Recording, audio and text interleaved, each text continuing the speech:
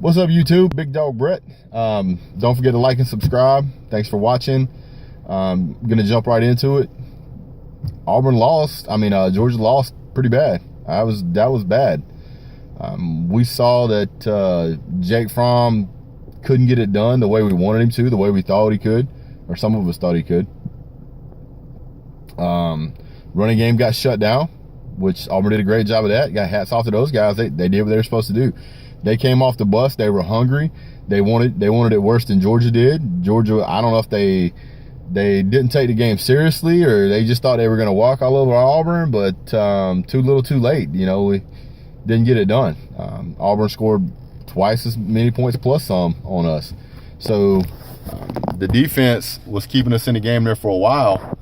And then after that, it just kind of looked to me that the defense wasn't doing what it needed to do. The offense wasn't doing what it needed to do. We got beat on both sides of the ball from everything after the first quarter to a few minutes into the last few minutes of the fourth quarter.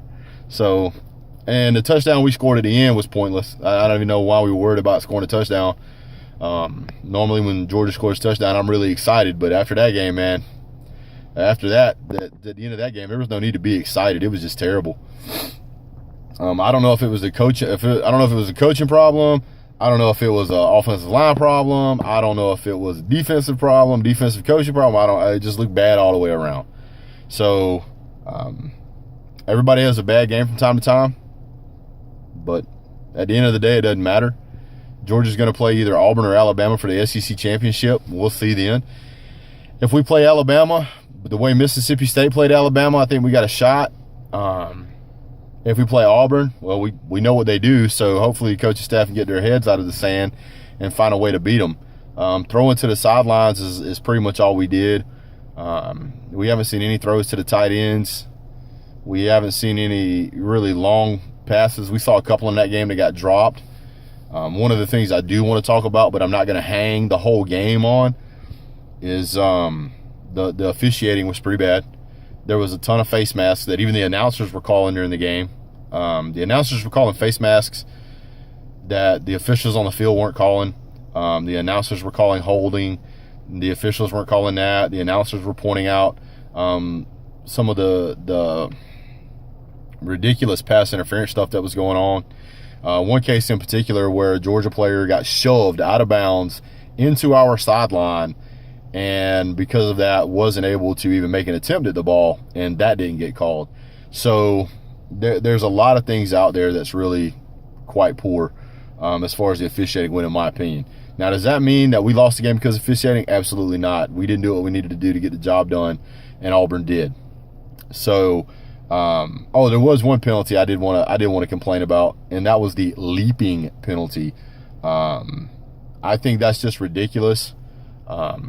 If you run in there and you have to bowl three guys over to block the ball, whatever. Now, keep in mind, if you jump as a defender, as a guy on the defense, if you jump straight up in the air when you get to those guys, and that guy stands up into you, and you fall, then they're gonna charge you with leaping, or they're gonna flag you for leaping, which I think is ridiculous.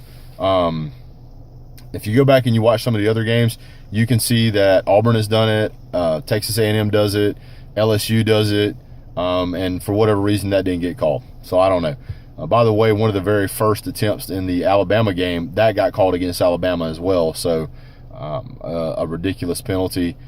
They say it's for player safety. I disagree. I think if you're going to talk about a player jumping up in the air blocking the ball, he understands he's probably at some point going to land on the ground. That's football. So stop with all that stuff. Anyway,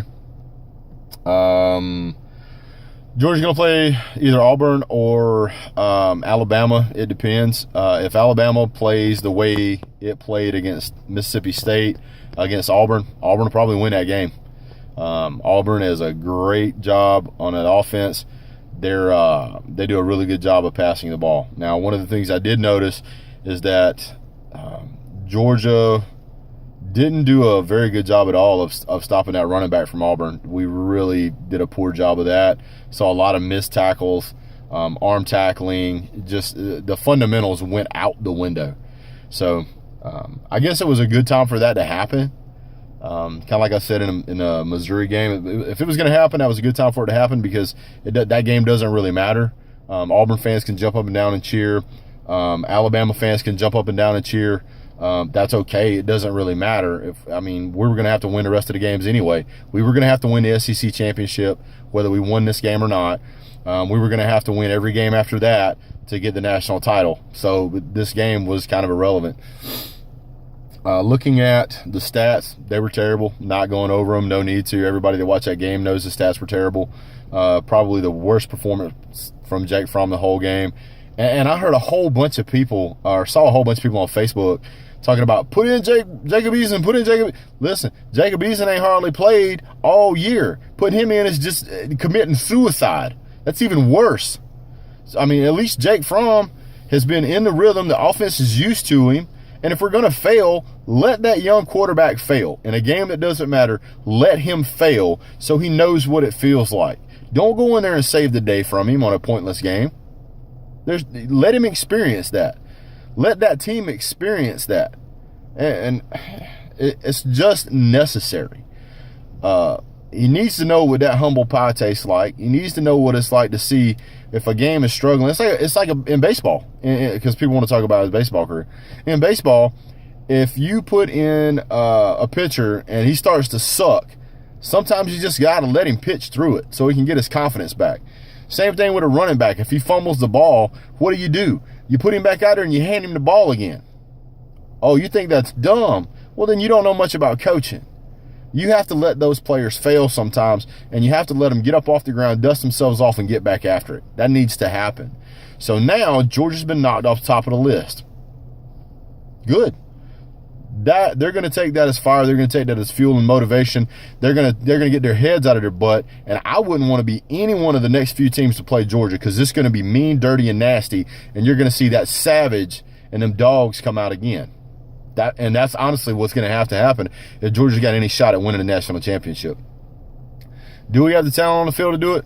Yes, I still believe we do. Did we have a piss poor performance? Yes, we did. But I don't believe that's going to continue on. I think Georgia's going to get in there and they're going to say, you know what? We thought we were absolutely unbeatable, and they found out that in college football anything can happen.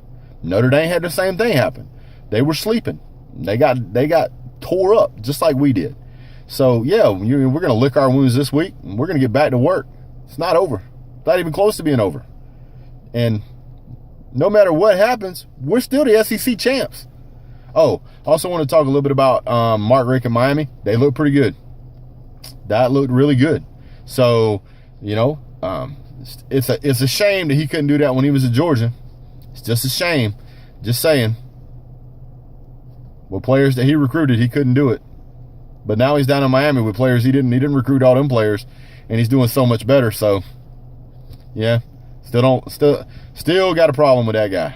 But hats off to him for getting the team turned around. Hats off to that guy for getting those guys to work so well together. Good for him. Good for their team. So, and Miami's fan base needed that. They did. So, congratulations to all of those fans. Congratulations to Auburn and all the Auburn fans. Congratulations to Alabama and their fans. Oh man. So we'll see how they do next week. But other than that, Georgia's got a lot of hard work to put in. Kirby Smart definitely had a learning experience, which is good. And Gus Malzahn, you beat us one out of like the last 4 games, dude. Don't brag too much. Yeah, don't. Because guess what? We're going to remember that next year. Anyway, I'm still a Dogs fan. Love my Dogs. I'm not giving up on my Dogs. We're going to see a lot of bandwagoners kind of jump off, but don't worry, they'll jump back on next week. But anyway, proud of my Dogs. Go work hard, guys. Get back in it. Get to it. We're looking for y'all. We need them Savages. We need them back. Hey. Be looking for y'all soon there, Kentucky and Georgia Tech. And go Dogs.